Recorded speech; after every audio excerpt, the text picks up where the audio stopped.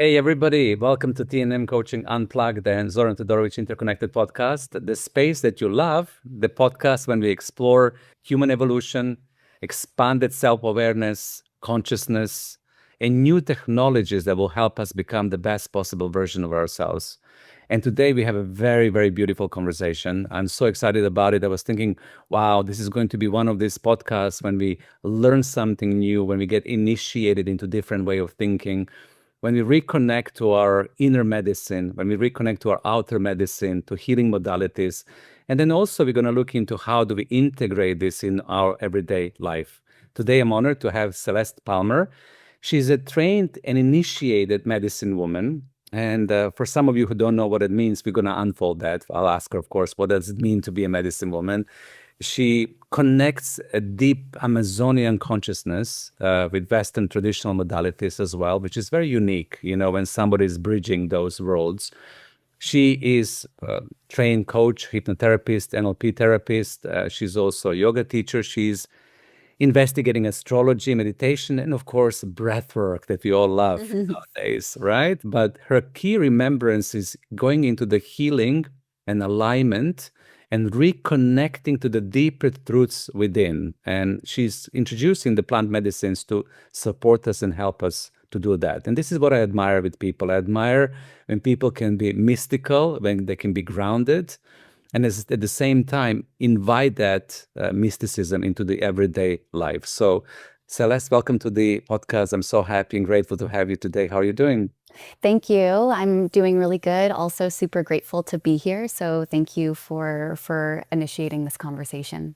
So let's go with that. For the people who are not aware, what medicine woman actually is. Tell me a little bit more about that, and also, if you don't mind, share your journey into that. What got you to this point in your life? Yeah, so I, as you mentioned, am trained and initiated in the way of Amazonian curanderismo, or the practice, the traditional practice of healing, working specifically with earth medicines as a bridge to bring humanity back into alignment. And so bringing about greater balance and harmony between the bodies, physical, mental, emotional, and spiritual. And my journey into this path and this way, it really began when I was a kid, and my twin sister, Caitlin, she was diagnosed with leukemia, and at the age of 13, she passed away. Oh, And so I went into a state of grieving and ultimately dissociation and a sleeping state.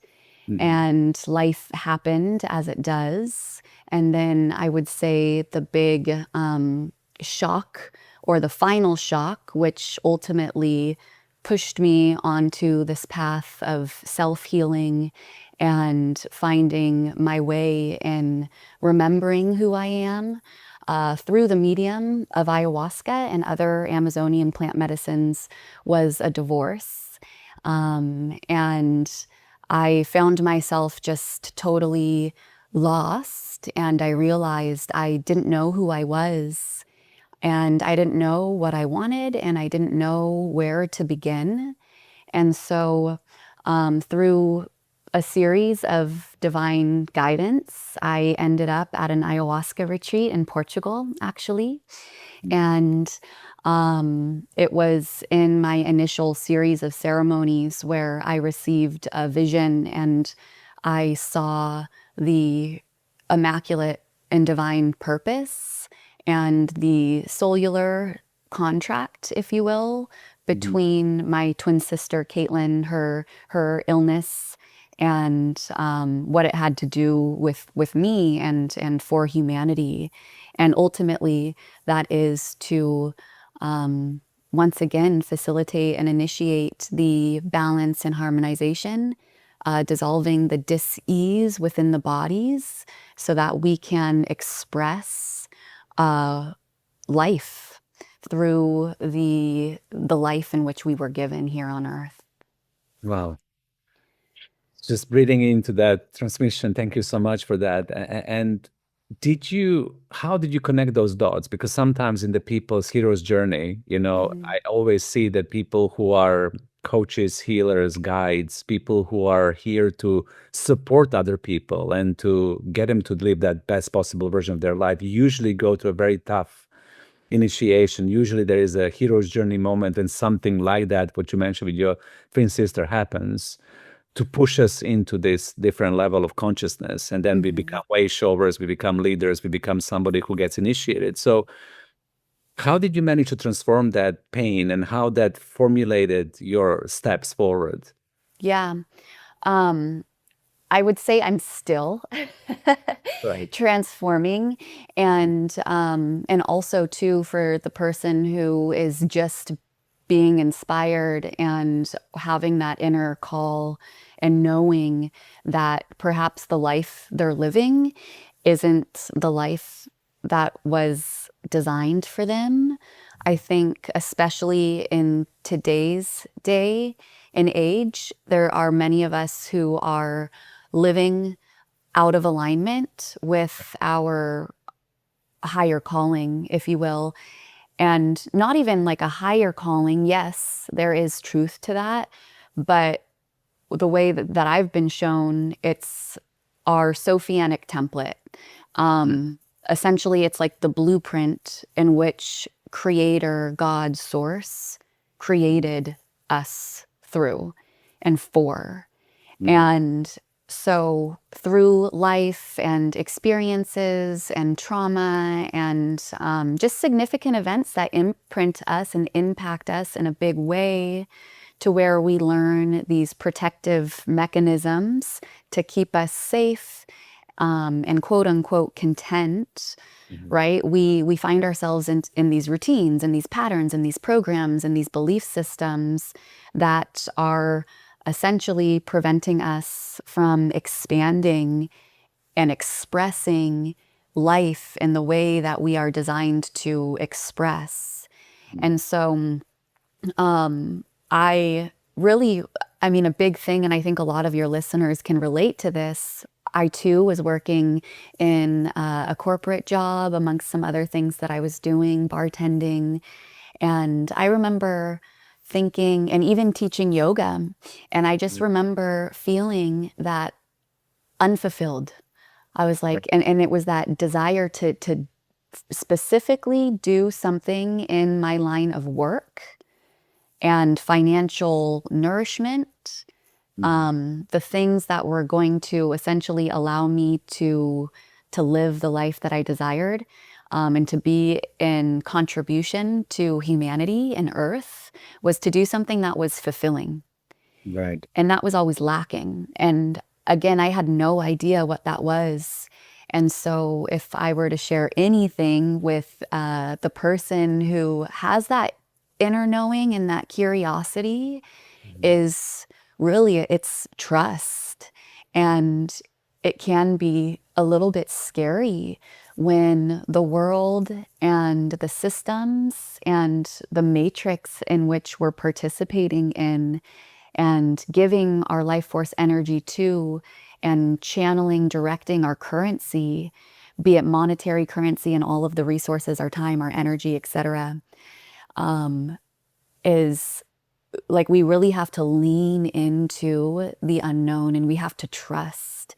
And one thing I've heard myself say many times was, I have been in the biggest trust fall of my life ever since I had that remembrance of this isn't working and I don't know what to do to bring about the balance and the harmony and essentially just the joy of life, to reconnect with the joy of life. And all I could do was jump and fall into deep surrender and trust of the unknown, and trust that the next stone would be revealed in divine timing, and to take one step at a time, and then, be in that space of unknown and recalibration and cultivation for as long as necessary, until we receive the guidance to take the next step. And ultimately, the clarity is revealed when the clarity is necessary and when we're also ready for the clarity. But I think that's what's being asked of humanity right now, is to really dissolve our fear of uncertainty and what's unknown, because we can't know really anything. And all we can do is surrender and trust that we are being held in the hands of the divine. And when we are in that trust fall, that we will be caught. The wind will catch us and the wind will guide us, and it will rain when it's necessary, and we will be cleansed of whatever heavy energy we need to be cleansed from. So that deep, deep level of trust, right? We need to arrive to that point. So now, a lot of people would love to embody that state. I know that when I'm talking to people and coaching and guiding myself, that there's this level of I really would love to get there, but it's not that easy to get there. So through your initiation and through this medicine path, how did you arrive to that point when you can really relax into that deep faith and trust? Was it, can you recall, was it like emerging into this? Did you go to specific initiations yourself? Was it easy? Was it difficult? How is it for you to embody that state fully? Yeah, I would say hard. I think so. For all. Yeah, totally. Yeah, and I think most people can, if it's, and that's one thing that I also want to like lean into dissolving, is that it has to be difficult. Yeah. Yeah. Because it's not always difficult, but there is that level of discomfort. Mm-hmm. And everybody's initiations are going to look different. I feel as if for most people, there is this feeling that of change and uncertainty. And there's this quote by David White, I believe, or Witt, I'm not sure exactly how to pronounce it, but he says, how do you know you're on the path? Because the path disappears. That's how you know. And everything that you have clung onto for your identities disappears. And so we're thrown into this abyss of uncertainty, of unknowing. And so I think it's important for us to, and I think that helps me, and I hope that it might help others too, recognize that just because it's difficult and uncomfortable, that it doesn't mean that it's wrong, nor does it mean that it has to be really hard. And I think that is a program in which has been injected and into humanity, is that it has to be hard, and if it's hard, that it's wrong. And I love the teachings of Ganesh, the remover of obstacles. And one perspective that I don't think is explored enough is sometimes Ganesh puts obstacles on our path to set us right. Right. And we are creatures of habit. And so, we find our rhythms, we find our routines, we find our route to work, to the grocery store, and it becomes automatic. And then we are sleeping once again through life. Exactly. And so what can we do? So that challenge, that thing that sort of makes our mind feel like we're melting. And there's even this sort of reaction that the nervous system has when we're learning something new, or even when we're traveling to a new country. There's this state within that we experience to allow us to be awake and alert, so that we can see and translate more information, specifically the foreign information in which we are picking up on in any given moment. And so we can't always, sometimes we have to really initiate that for ourselves. learning something new, doing something that challenges us, whether it's meeting new people, learning about something through text, learning a new language, learning an instrument, going, like learning how to lift weights or move our body in a new way. So whatever it is that's going to allow us to find an edge, if we go too far beyond our edge, we contract to a point, we trigger what some might call anxiety or spin us into a panic attack. And there's nothing wrong with that. Some of us, our nervous systems are so overloaded to where the smallest things can trigger the biggest reaction, which sends us into this state of contraction. Yeah. But if we can start to, expand in a way to where we're uncomfortable enough and yet we can hold that without going into panic to a degree that's detrimental and ultimately sets us back. And that happens sometimes, it's okay. But how can we stretch ourselves in a way that's going to allow us to be in a greater state of awakeness, to where we can pick up on the signals that the divine is communicating to us through in any given moment. And so to more directly answer your question, there were signs along the way. And I think I do have an optimistic nature about myself. And I allowed myself to make meaning to those signs that everything was going to be okay, even when I was on the floor in despair and in grief, and I felt like my world was crumbling, the world that I knew, because it was the world that I knew, but also the world that I created, but the world that I created unconsciously through the traumatic patterns and imprints that had imprinted me and ultimately were influencing everything that I was doing.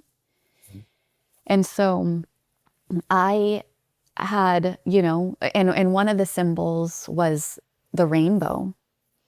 I remember after my divorce, I was really grieving, and I had kind of been in this portal of grief for a couple of weeks, and the weather outside, I was living in Austin, Texas at the time, and there was a nearby hurricane, so it was just pouring down rain, gray skies, dark skies. And it was really reflective of my inner world. And I just kind of heard a voice one day that said, "Get up."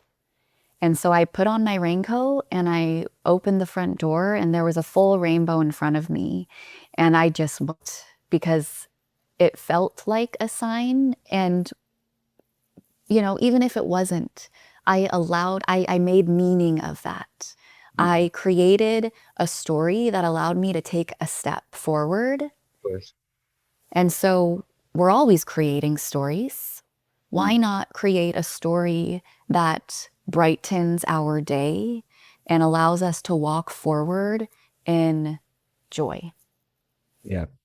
Yeah, I think that's a good call for action for all of us. Why not? I mean, because we do create stories all the time, and that's a wonderful thing to consider.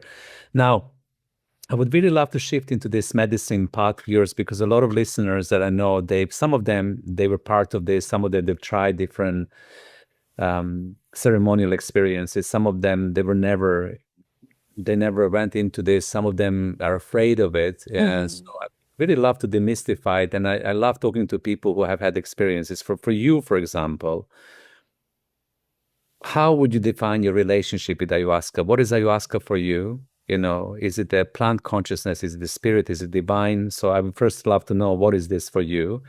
And then once when you're in the ceremony, what is this communication like for you? What is the experience? I know it's always different and it's always molding, depends, but in a nutshell, if you were to explain this to somebody who has never even experienced this, but it's curious, it's so cool for me, especially in the context that you have shared, deprogramming our belief systems, letting go of our traumas, healing our deeper epigenetic inheritances, really liberating ourselves from the clutches of any program that can hold us in any given state. I know from my experience that helped me a lot.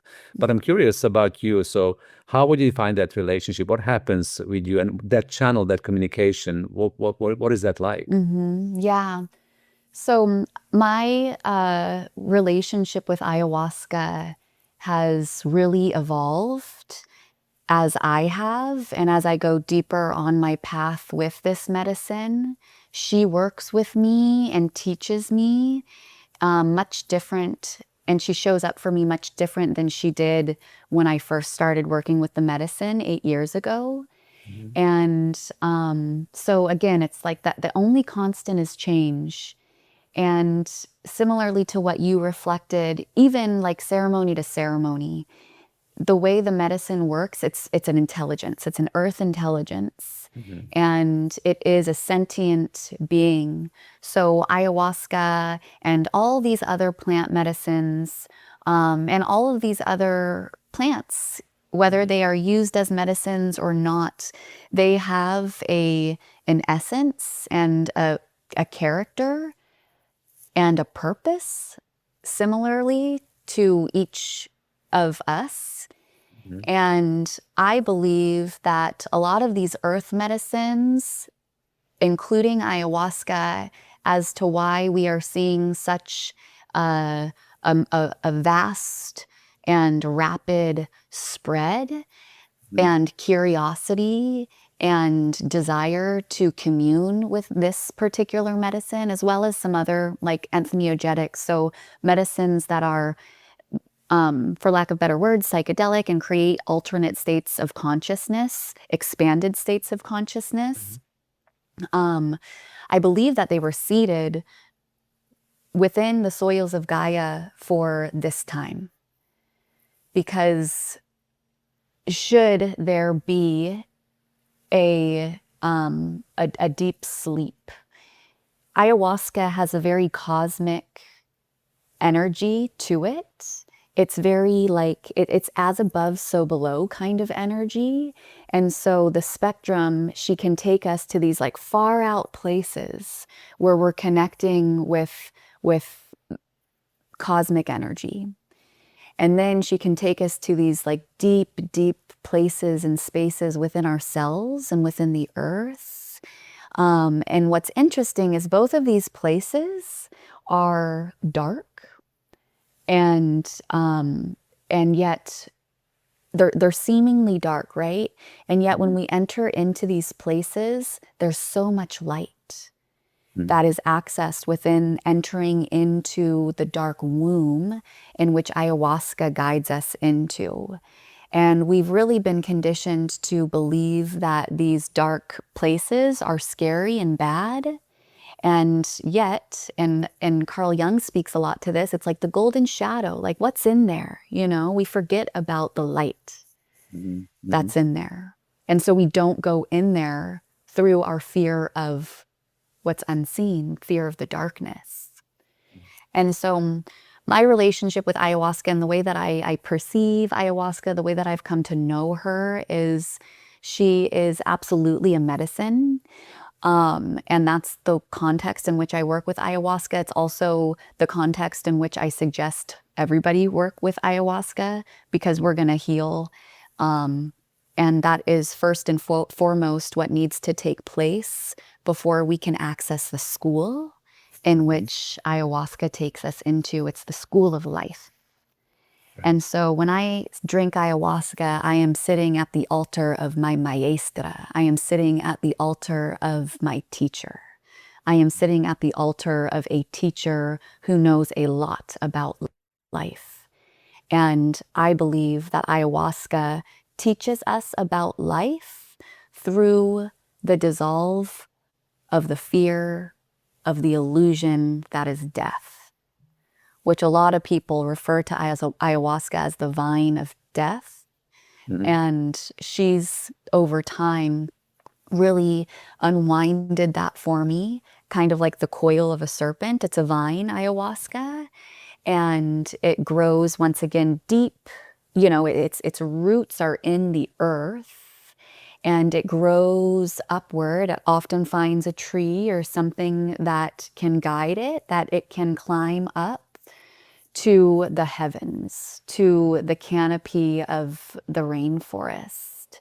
And so she works through all the realms, past, shamanic, earth, and she helps to unearth and unearth those things that are dormant and perhaps unconscious, living and participating within us, that are preventing us from expanding and expressing essentially the cosmic, stellar version of ourselves. And yet we have to go through the different realms of self in order to unlock those truths. And it's not just about unlocking and seeing, which again, ayahuasca is really a mental medicine. And there's just, as you know, there's this clarity. It's like information is given and unlocked within us, and we just know it. Yeah. Yeah. Yeah. And our cells know it, and there's no denying it. We can't unknow what we know. We can't unsee what we've seen. And so that's one step. And then how do we integrate it? How do we embody it? And that is what takes time.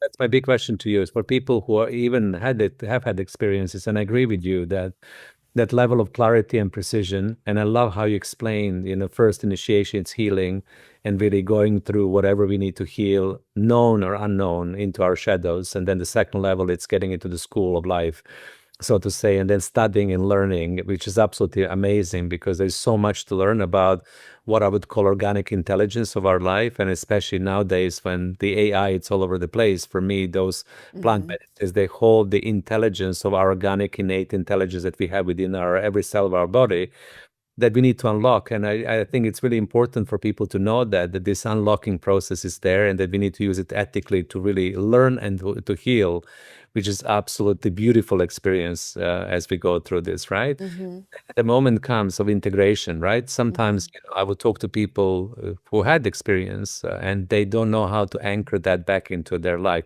even with the clarity of information, right? So I've been in a situation, in a ceremony, when I'm so clear about what do I need to do next in my life, and then I will go back into my life, and sometimes I would apply and integrate, and sometimes I would run away from it.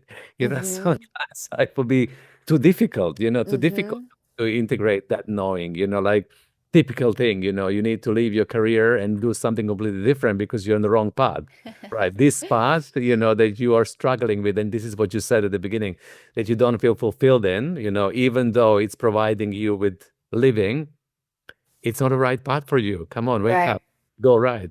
So it's always that challenge of integration. So how did you bridge that when you work with people, but in yourself? What is your way? I know it's not an easy question, but we're just chatting on that. Yeah.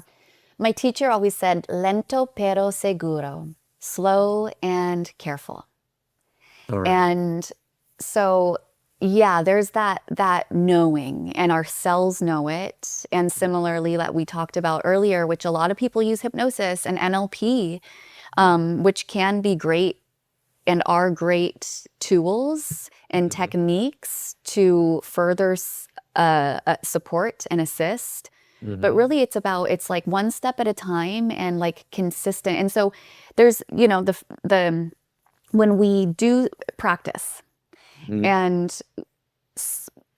implementing things little by little, and when we start to implement things, we really have to like think about it. We really have to put energy and effort into it. And then after a certain amount of repetitions, it becomes automatic and natural and organic. And so sometimes in the ceremonial space, and this is that element of mystery and magic that can take place, is just like the switch happened, the clearing happened, the letting go happened, the knowing happened. Ayahuasca is a big purgatory. And that's what prevents a lot of people from working with it in the first place, is just the fear of throwing up and, going to the purging mostly. And so, but it's really necessary. And the purge in which takes place, which is there are infinite ways in which we can purge something, not just through vomiting, which is most spoken about in that ceremonial space, is sometimes that's all that needs to take place in order to let go of the energetic and or emotional imprint that is motivating these unhealthy belief systems, patterns, and programs that are playing out in our life over and over and over again. But it's not always that easy, although it can be. Ayahuasca is also an empowering medicine. And so if we need to just let it go, shake it off, she'll shake it out for us. But if we need to learn something and cultivate something through the actual action of doing it ourselves, then we will be guided to do that. Right. And it kind of comes back to what we were talking about earlier, is trusting. And we might be guided to quit our job. So now we have the knowing that, okay, this is not the job for me. And yet I don't have the financial means to quit my job tomorrow. And so I need to create a plan. I need to show up to work for the next year, and I need to save X amount of dollars each month to create some sort of safety net to where I have a greater foundation and freedom to leave the corporate work or leave the job that is not fulfilling and not in alignment with my highest blueprint, while also maybe investing in, and I don't know what I'm going to do, but maybe massage therapy, maybe a yoga teacher training, maybe taking an NLP course, meditation, breath work, whatever it is, to start exploring and continuing to open up channels and pathways of inspiration, etc. And trust, once again, trust, the clarity will come. And so we don't have to know everything. But those might be some examples of how we can start to align ourselves and start to embody and ground. And I would say grounding is really important. The first thing I do when I get out of ceremony, and maybe not the first thing, but especially when I first started working, the next day I'm like doing dishes, I'm doing laundry, I'm cleaning, I'm doing these very mundane chop wood, carry water activities that's going to bring me back into my body. From that place of like mental expansion. Okay, I'm connected. Like I saw a lot and now I'm like dancing up in the sky. I need to get back on the earth. I need to feel my roots, and the clarity will come from there. And so again, just like trusting and finding also, I would say a big element too is to practice the art of gratitude, being grateful for where we are in the now moment and the journey that prepares us to arrive and embody and hold the vision that we saw.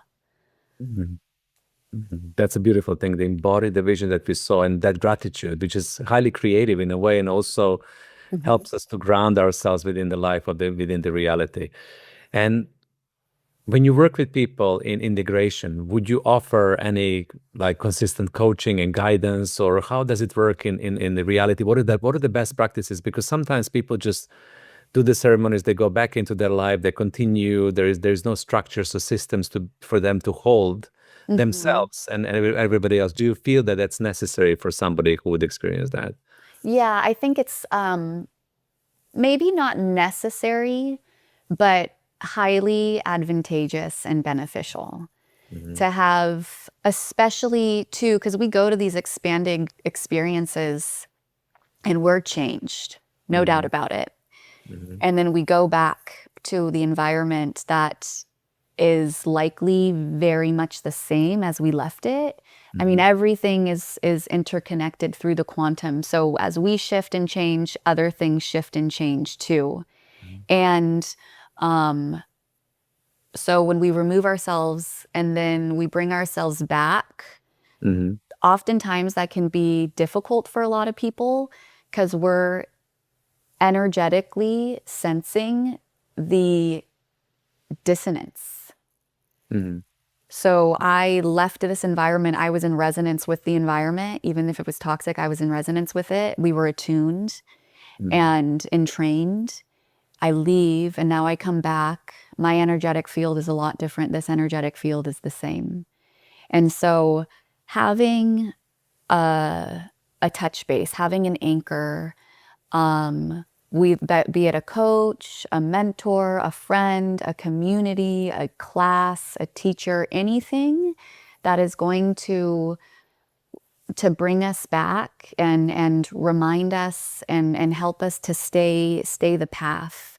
Because again, we live in these systems. We live in a system of systems, and these systems are designed to keep us in a matrix of enslavement.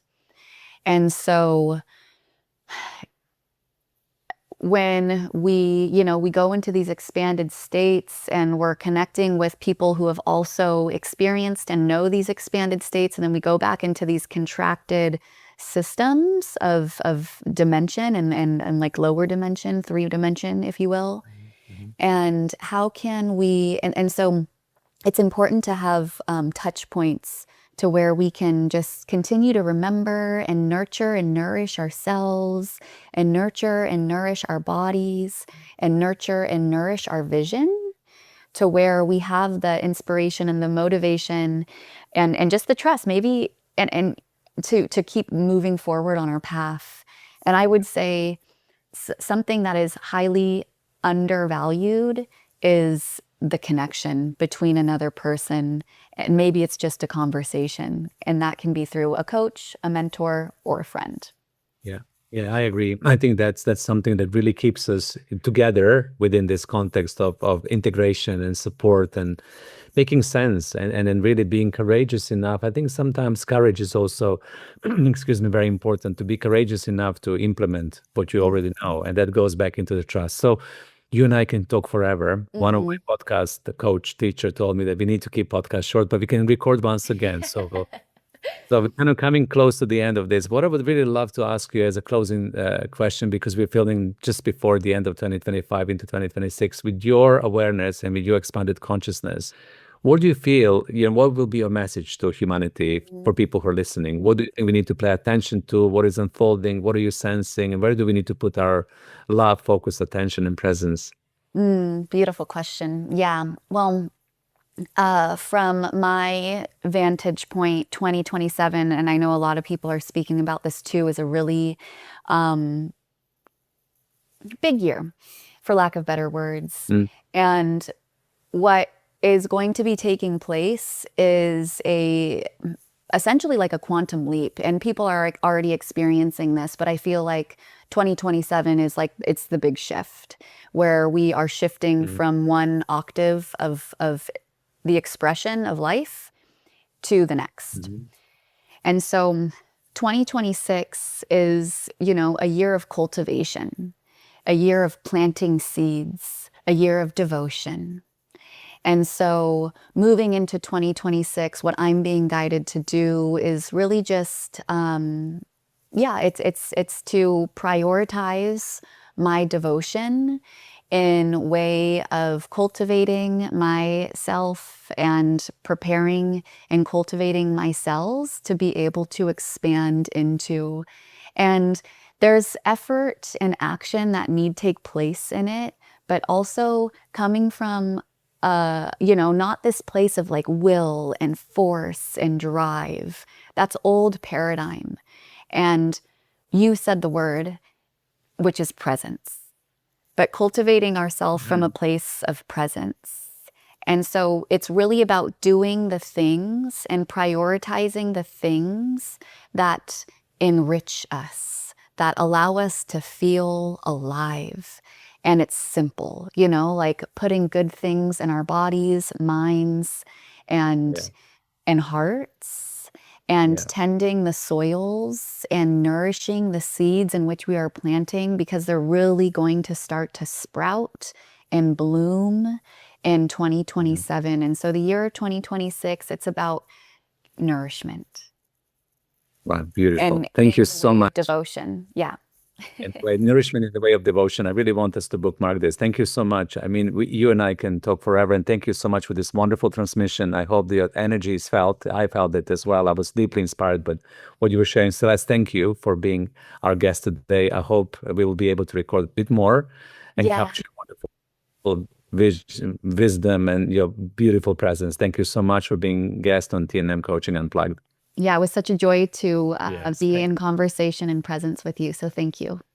Yeah, and everybody else, this is one of these calls or one of these talks that will really inspire you. I hope that you're going to share this with your friends, community, and we're of course going to reference all the connections with the wonderful guests. You can connect, reach out, and learn from this space. Thank you so much for tuning in week after week, for sharing us, for loving us. We're super grateful, and bye for now. Bye. Thank you.